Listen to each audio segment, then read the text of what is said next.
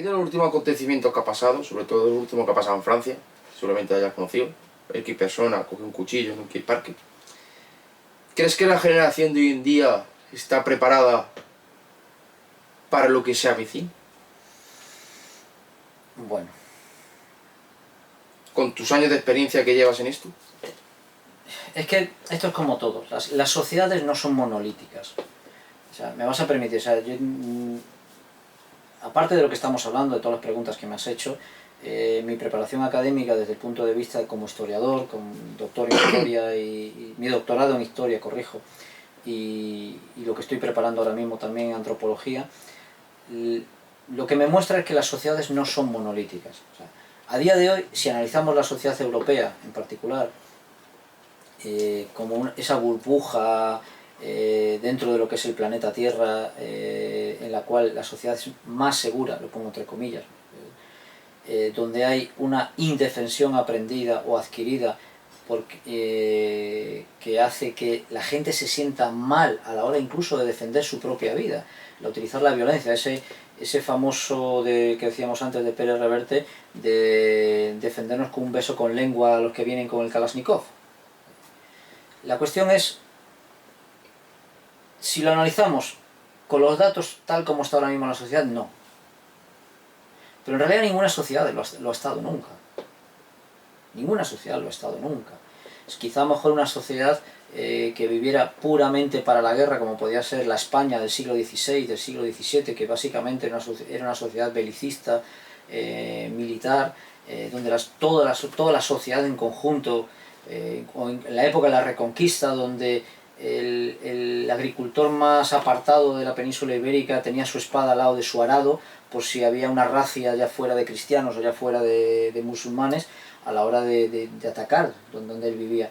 Entonces, salvo ese tipo de sociedades, o la espartana, que está muy de moda esa de los espartanos, o sea, entre otras, salvo ese tipo de sociedades, ninguna sociedad está preparada. Incluso esas sociedades militaristas están preparadas para cosas que ya han pasado, no para cosas nuevas. Siempre se dice que todos los ejércitos o todas las sociedades están preparadas para los eventos ya pasados, no para... La sociedad europea a día de hoy, tal como está en general, y la española quizás sea un poquito más extrema en ese sentido, no lo está. O sea, la indefensión adquirida de la mayor parte del sur de Europa está integrada en esa sociedad. Ahora bien, la sociedad no es monolítica. Y la sociedad tiende a defenderse por pura supervivencia. Todas las sociedades han hecho eso. Llega un momento en el que algo rompe y la sociedad reacciona. Desgraciadamente muchas veces reaccionan exageradamente y mal.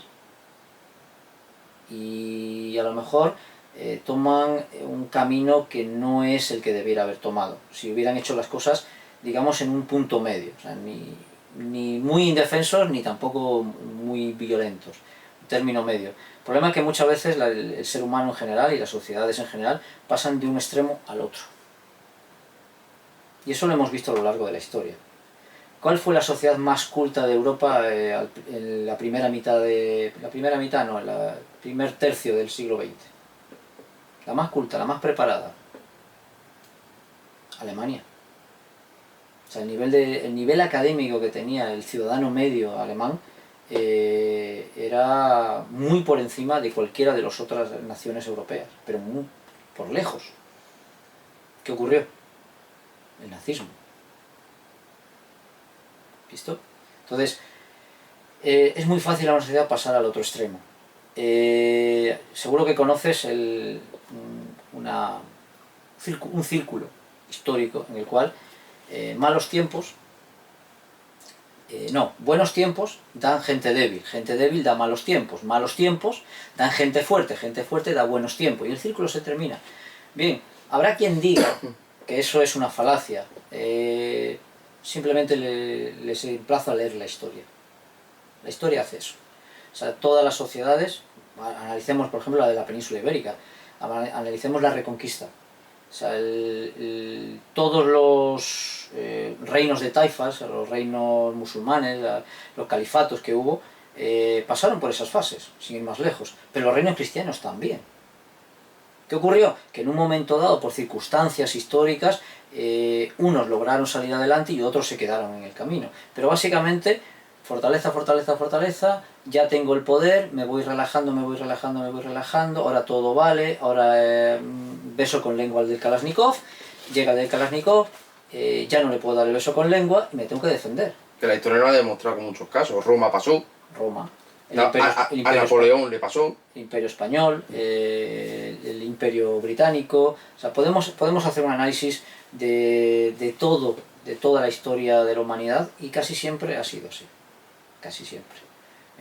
Cuando no ha sido así es porque la ruptura ha sido más extrema por causas ajenas.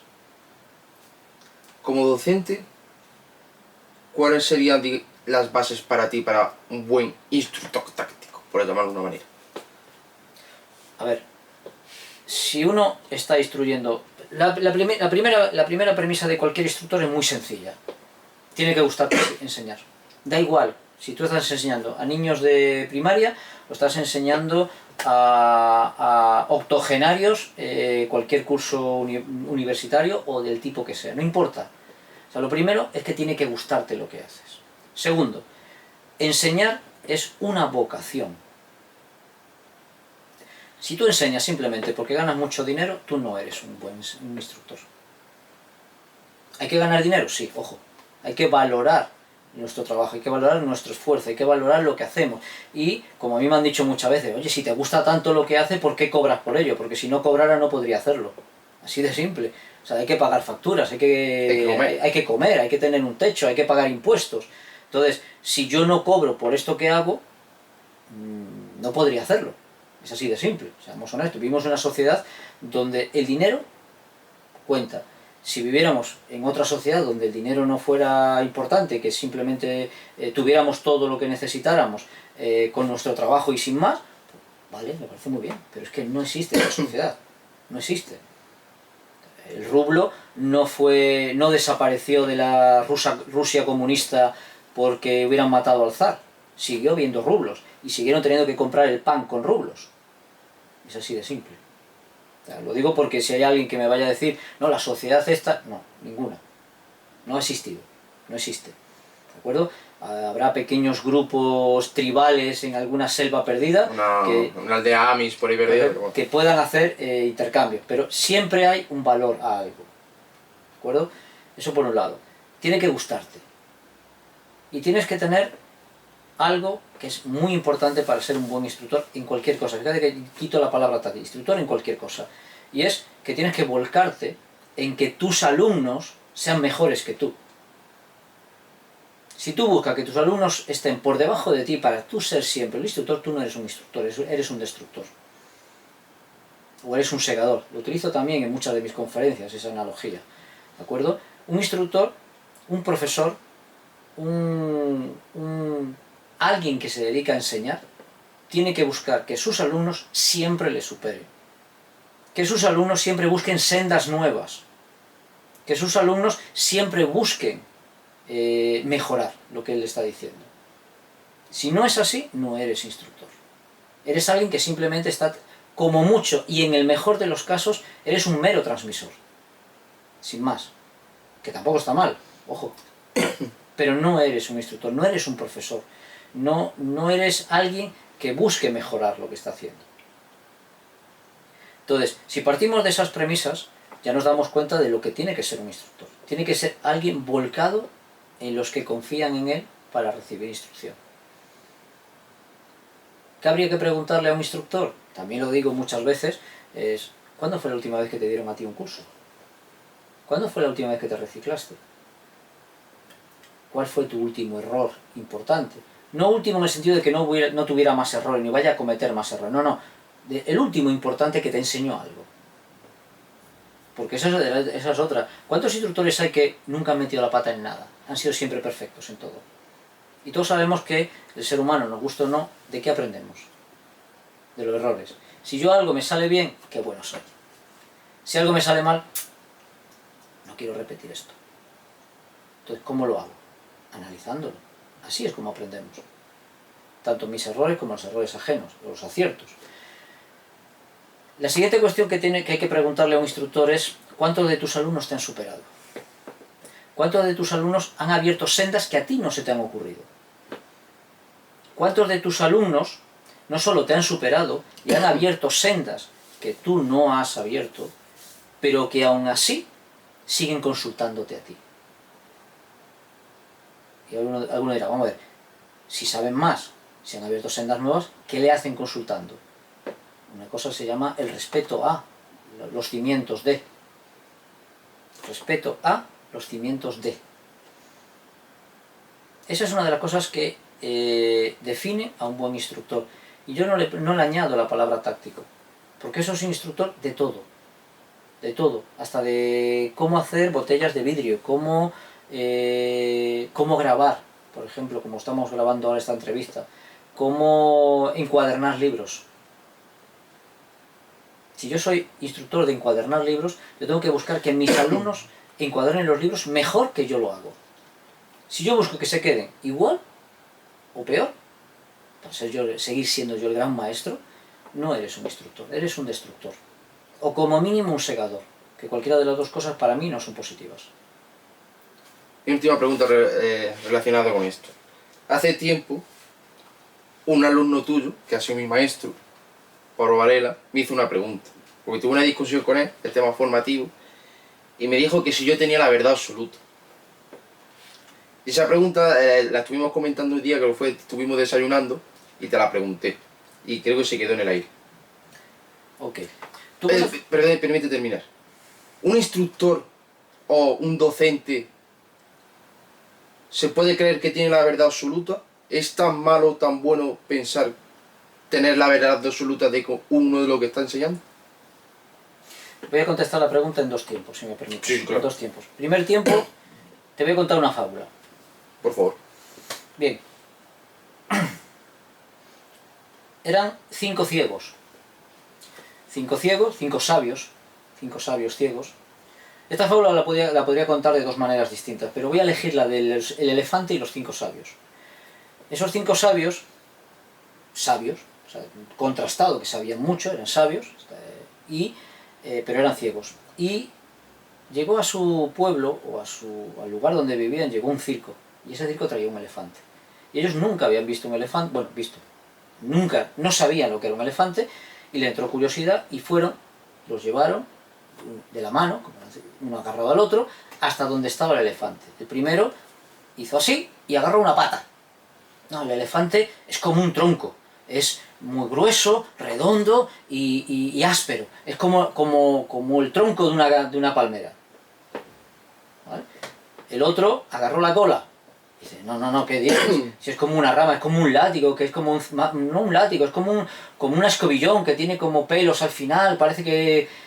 El otro le agarró la trompa y lo definió de otra manera, como una serpiente, húmedo, con 2 agujeros, tal. Otro agarró el colmillo, otro agarró la oreja. Y no agarraron nada más. ¿Estaban mintiendo alguno de ellos? No. ¿Era su verdad? ¿Era la verdad completa? No. No. La otra historia era la de la gema. O sea, la verdad es un diamante que tiene miles de caras. Tú puedes mirar una, pero ¿y el resto de las facetas de ese diamante? Vamos a contestarlo ahora de una manera un poco más práctica para que no se piensen de que soy un fanático de las historias y de las fábulas.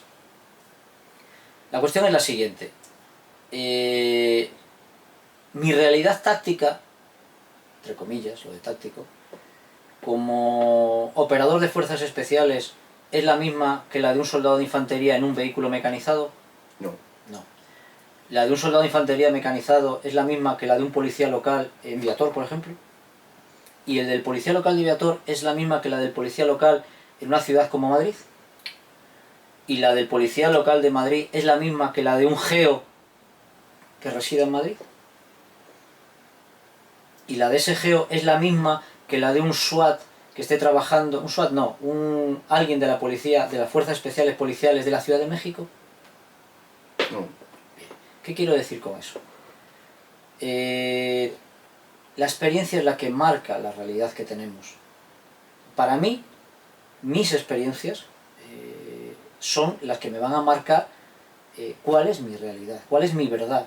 Es esa faceta del diamante que decíamos antes que yo estoy viendo, o el trozo de elefante que estoy viendo, que estoy tocando. Pero ese trozo de elefante no es el mismo que estás tocando tú.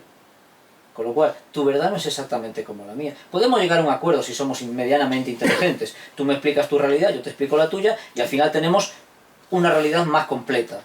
Y si viene Pablo Varela y nos explica la suya, tenemos una realidad más grande todavía. Eso lo hace la gente que yo quiero considerar inteligente. ¿Todo el mundo hace eso? No, por ahí. O todos nos queremos aferrar a mi verdad. No, esto es así porque yo lo he vivido. Sí, lo has vivido en tu experiencia. Vamos a poner el ejemplo de algo práctico con las armas. ¿El arma hacia abajo, hacia arriba o hacia el frente? Esta conversación la tuvimos que ya, obviamente, depende... de las circunstancias. O sea, la posición sur se creó para unas características de trabajo muy específicas. La posición 100 se aplicó para unas posiciones de trabajo y unas situaciones muy específicas. La arma en 45 grados o al frente se creó para unas circunstancias muy características, muy específicas. Vamos a hacer otra pregunta. Cuando llevas con un arma larga, ¿los brazos recogidos o estirado al frente?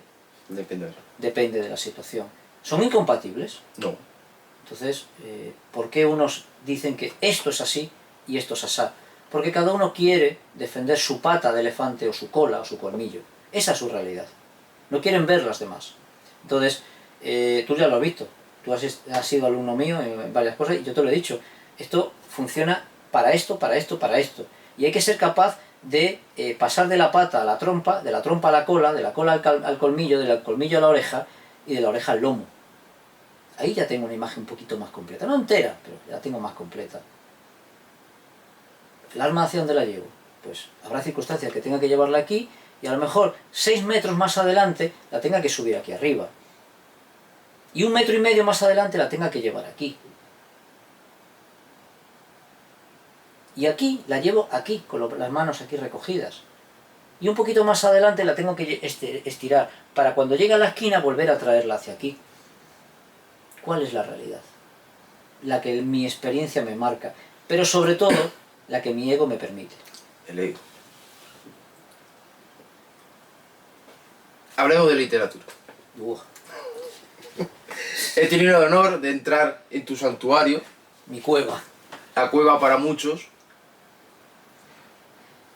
El libro que más te haya gustado leer, personalmente. No te puedo contestar esa pregunta por una razón muy simple. Y eso yo creo que cualquier bibliófilo enfermo como yo, porque yo reconozco que soy un enfermo de los libros, te lo puedo decir. Todos los libros, hasta el peor libro del que hay aquí hay libros que realmente son deleznable, ¿no? despreciables. Y aún así enseñan algo. Por lo menos a cómo no escribir, como mínimo. Pero segundo, también te enseñan un poco el perfil de quien lo ha escrito. Y eso también te marca el perfil de muchas personas que te vas a encontrar en la sociedad. Entonces, no puedo hablar de ningún libro que me haya marcado un antes y un después. ¿Por qué? Porque aquí hay infinitos libros que, sumados a los libros que yo había leído antes, me marcan un antes y un después. Ningún libro te deja indiferente. Entonces, da igual el libro. O sea, no importa. Si te lo has terminado, ya no eres igual que cuando lo empezaste. Tu cerebro ya no funciona de la misma manera. Tus sendas neuronales ya no son las mismas. Entonces, no puedo recomendar absolutamente ningún libro como algo, si te lees esto, no. ¿Por qué? Porque no se trata de leer un libro y ya está. Ese es el error que cometen los fanáticos religiosos. Del color que sea y del libro que sea. Cuando a mí alguien me dice, no, el único libro que hay que leer es este. Todo lo demás, ya automáticamente entra en mí el modo de, vale, ya sé a dónde no tengo que venir. Aún así, seguramente tengas digamos, un top 3, un top 5.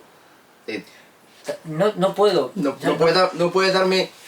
Si quieres que te haga una recomendación de libros, dime un tema. Entonces, según ese tema, yo puedo recomendarte a tal autor o a tales autores. Vale. A ver, ahora mismo así, a grosso modo, un autor que puede servir para muchísimas cosas, no tiene nada que ver con lo táctico, no tiene nada que ver con... o todo.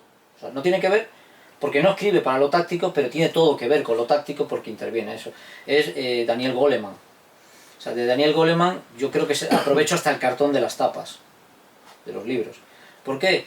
Porque el de, tanto ya sea el de Focus, el de la inteligencia emocional, la inteligencia social, todos esos libros unidos a muchos otros de otros autores, incluido Grossman, por ejemplo, el de Matar y el de Todo sobre sobre el combate, o sea, por poner un ejemplo, si me he leído a Goleman, o me leo después a Goleman, no importa el orden de los factores no altera el producto, comprendo muchísimas cosas.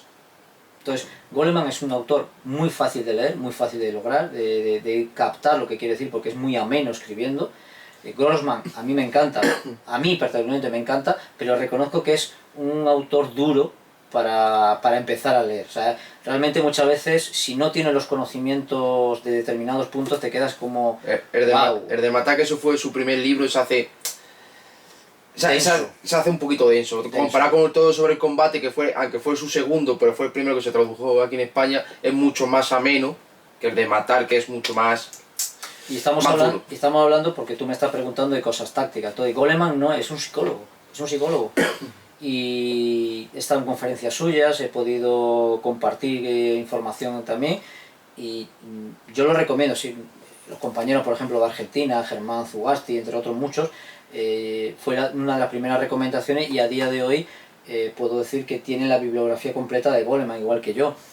Y no me marca un antes y un después. Me marca una continuidad. O sea, leer no es un antes y un después, es una continuidad. O sea, si tú eres un lector y tú quieres seguir aprendiendo, o sea, este libro te va a abrir la puerta a otros. No a uno, a otros. Y esos otros te van a abrir la puerta a otros. Es como un árbol. O sea, la cuestión es empezar a leer. Si tú empiezas a leer y lo disfrutas, automáticamente se va a abrir un universo completo. La prueba la tienes... Sí. Y unos cuantos que ya me has recomendado, que me he leído y que me han cambiado bastante, sobre todo la perspectiva de ver muchas cosas. Dentro de esto, ¿cultivar la mente es tan importante como cultivar el campo de tiro? No, es más importante. ¿De qué me sirve alguien que sea capaz de hacer unos agujeros perfectos si no tiene ni medio cerebro para empatizar o para racionalizar o para analizar la situación en la que se puede encontrar? ¿De qué me vale? Es un sicario. O sea, el campo de tiro está muy bien, pero si solo haces eso, si no cultivas absolutamente nada más, estás entrenando sicarios. O sea, eso es lo que hace un sicario, básicamente. Te voy a poner el ejemplo sin entrar en temas tácticos. Eduardo de Cobos es un gran lector, lee, escribe, hace, y sigue siendo un gran tirador. Una cosa tiene que ir unida a la otra. Y ahora voy a retrotraer a la historia. O sea, todos los grandes guerreros han sido también lectores y escritores. Musashi escribió 2 libros. Sí, alguno dirá, pero solo 2 libros. Estamos hablando de una época donde los libros se escribían a mano. O sea, hoy en día es muy fácil, lo pongo entre comillas, es muy fácil físicamente escribir un libro en un momento dado. Tienes correctores de texto, tienes ordenadores que te permiten en un momento dado copio, pego, muevo, traigo de aquí, pero en una época en la que tú tenías que mojar una pluma de ganso en un poco de agua con carbón vegetal y empezar a escribir 2 libros es como hoy en día los grandes autores como Stephen King, por ejemplo, que tiene cientos de novelas, que muchas de ellas son, básicamente, le cambio el nombre del protagonista, en vez de ser en Nueva York es en San Francisco, y en vez de ser zombies son espectros, y estoy generalizando, me gusta Stephen King, pero quiero decir que... Sí, bueno, que tiene novelas que tampoco se haya currado. Exactamente, hay muchos autores que es así.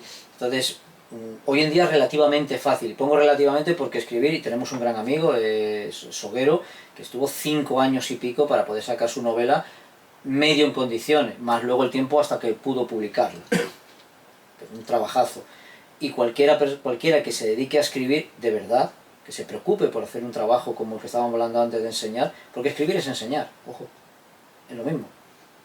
O sea, si tú quieres ser un gran escritor, lo que sea, da igual, novelas, novelas eróticas si quieres, o románticas, o de acción, o sea, tú tienes que preocuparte. Santiago Morata, que es un el asesor técnico, por decirlo así, de Soguero, hablando con él, cuando hicimos la presentación del libro de Soguero, hablando con él, lo decía, es que esto se investiga a través de internet, a través de estudios, a través de libros, hago comparaciones, y va sacando los datos, va recopilando esa información. Ernesto Pérez Vera, ya sabemos cómo ha hecho la recopilación, o sea, paso a paso y entrevista a entrevista. Pérez Reverte, sin ir más lejos, todas sus novelas llevan detrás años de investigación en muchos casos, en muchos casos. Entonces, escribir implica todo eso. Es instruir, pero a través de negro sobre blanco, en un momento dado. Tu anécdota más graciosa a la hora de impartir clase, con el tiempo que llevas en la docencia, ¿cuál ha sido la más graciosa que tú recuerdas y que te haga gracia? A ver, no puedo, bueno, hay algunas graciosas, pero no puedo contarlas sin el permiso de... Pero bueno, ahora una que me viene a la mente fue estar dando... Y además es una anécdota curiosa porque me ha pasado 3 veces. Solamente cambio, luego diré cuál es lo que cambió, pero me ha pasado 3 veces. Estar dando un curso operativo, táctico. En los 3 casos había tema de intervención con armas en inmuebles y en vehículos y demás. Y en los 3 casos... Estoy dando la clase, termino la clase, nos despedimos, al día siguiente vuelven los alumnos y uno dice, don Cecilio, que yo ayer probé lo que me enseñó y no funciona. Y lo primero que digo, tuve una intervención anoche, después de la clase. Dice, no, estaba jugando, uno de ellos me lo dijo, con el Call of Duty y probé lo que me estaba comentando y no funciona. Uno me dijo el Call of Duty, otro me dijo otro de otra cosa, pero no entendemos, ¿no? Sí. Y me quedé así mirando. Todos los demás que estaban alrededor, que nos estábamos equipando para hacer la clase de ese día, se quedaron así mirando. Esa persona se le iluminó la mente en ese momento, miró alrededor, se puso colorado, bueno, nada, y se fue a equiparse. Yo me hice un poco el loco, seguí equipándome, pero le seguí dando vueltas. Digo, no puede ser, no me puede haber dicho eso, no me puede haber preguntado eso. Lo juro, palabra de honor, 3 veces y en 3 países distintos. Uno, la primera vez aquí en España y las otras 2 fuera. Curioso. Creo que es una buena anécdota, creo. Sí. Y eso también da un poco el perfil de la sociedad actual. Bien. Si tuvieras que mandar a alguien a instruirse, ¿qué 3 empresas nacionales elegirías? A ver, la primera es muy fácil, la Escuela de las 3 Armas. Sí, directamente. Por una razón muy simple, ética. O sea, si algo tienen Ricardo y Pablo es ética. O sea, lo que no saben hacer, no lo hacen. Como mucho, te buscan quién puede hacerlo. Y es así. O sea, tú los conoces perfectamente. La Escuela de 3 Armas, a día de hoy en España, y sin desmejorar muchas otras que son muy buenas también en España, no muchas, unas pocas. Vamos a dejarlo ahí, vamos a ser un poco más comedidos. Unas pocas en España son importantes y considero que ellos son un referente en la preparación y la instrucción de profesionales armados. ¿Por qué? Porque fueron básicamente los primeros que empezaron a mojarse en un sentido, en el sentido de meter esa instrucción que hasta ese momento era casi accidental, bueno, vamos a dar un curso aquí, otro cursillo allí, otro cursillo allá, lo transformaron en algo universitario, o sea, en algo con un aval universitario detrás de todo lo que están haciendo, con distintas universidades, UDIMA, una de ellas, por ejemplo, entre otras, pero lo importante no es solamente ese aval universitario, es que ellos precisamente ese aval universitario lo consiguieron, lo lograron o lo buscaron por temas de hacerlo éticamente correcto. O sea, son éticamente responsables del trabajo que están haciendo. Entonces, para mí eso es fundamental. Ahora, que enseñen unas técnicas mejor o peores, que para mí son muy buenas, ojo. O sea, no voy a decir... Pero voy a dejarlo ahí apartado porque, entre otras cosas, para mí son amigos entrañables. Entonces, como además cada vez que yo he visto algo que no me ha gustado, se lo he dicho, mira, me parece que esto no es así, así, me han escuchado y muchas veces lo han cambiado o no lo han cambiado. También es asumible, es la realidad de lo que estábamos. Porque muchas veces yo veo mi realidad, que por muy abierta que sea, por mucho que yo haya visto, no veo mejor el matiz que tienen ellos. Y muchos de los matices que a mí al principio me podían parecer, me lo han explicado, vale, me retracto, no digo nada. me parece perfecto y lo asumo también como parte de mi verdad. Entonces, pero la parte ética para mí es fundamental, pero fundamental. Y ahí tengo que romper una lanza por lo que conozco, que son mis dos amigos, Ricardo y Pablo. Y ahora ya, ahí ya sí que me mojo y me voy a tener problemas porque, claro, tú me has dicho 3, ya he dicho 1. O sea, ya me queda solamente un 66%, que serían 2, 33 y 33, para seleccionar. Si digo uno y no digo otro, algunos se me pueden enfadar. Con lo cual, antes de nada, pido disculpas. ¿Cuál es el otro que yo pondría en un momento dado, determinado trabajo? Que los acabo de conocer no hace mucho, precisamente a través de nuestros amigos de la Escuela de las Tres Armas, es COP. Scope. Hay más, pero que yo haya trabajado con ellos, que yo los haya visto, que yo los haya tocado, lo que están enseñando, me pasa con COP lo mismo. O sea, lo que yo conozco de ellos me parecen íntegros, me parecen unas personas que tienen muy estudiado lo que transmite y no se salen de ese pasillo de esto es lo que domino, ¿no? Esto no lo domino, no es mi terreno. Eso para mí es fundamental. Entonces, en su campo, COP puede ser también otro referente. Y luego ya ahí ya no voy a hablar de academias o de escuelas y demás, que he visto algunas que me convencen, pero al no haber trabajado con ellas, no es que no me moje, no quiero comentarlo. ¿Por qué? Porque a mí me gusta tocar, soy de la vieja usanza, me gusta tocar lo que recomiendo. Estos dos. Me atrevería, por ejemplo, a recomendar a ITPOL, que no es exactamente una academia de instrucción, pero sí se dedican a determinadas capacitaciones y ahí podría decir a nuestro amigo el del búnker, por ejemplo, que es también una gran persona a la hora de transmitir. No son los instructores a lo mejor que podías estar pensando tú que yo te dijera, ¿no? El típico que va ahí haciendo, que hay algunos en España excepcionales, por lo menos lo que yo he visto de ellos, pero como he trabajado con ITPOL y como he visto cómo se desempeña nuestro compañero del búnker, son dos también que yo recomendaría. Hay más, pero me has dicho 3 y ya me he pasado en uno. Cuéntame, vale. Última pregunta. ¿Qué marca de tabaco usas para la pipa? ¿O usabas para la pipa? Ya no fumo en pipa, o sea, eso lo dejé. Además, es curioso, me fui en el 2009 y yo creo que ese año todavía fumaba en pipa, pero en el 2010 ya dejé de fumar y ya hasta hoy ya no he vuelto a fumar. Porque hay una foto mítica tuya. Sí, hay varias, pero bueno. Mítica no sé, pero curiosa sí, hay varias con pipa. Incluso hace poco he visto una que está puesta en una compañía, una de las pocas que no han quitado del pasado, pero bueno, dejémoslo ahí. Realmente a mí me gustaba un tabaco inglés que prácticamente lo tenía que pedir a propósito con aroma a whisky escocés específico, bueno, inglés no, británico, vamos a dejar británico, que algún compañero escocés o inglés de verdad se va a enfadar conmigo, británico. Una de las cosas que sí buscaba y no lo encontraba normalmente en la mayoría de los estancos habituales, sobre todo en el sur de España, pero sí lo encontraba en el aeropuerto de Barajas.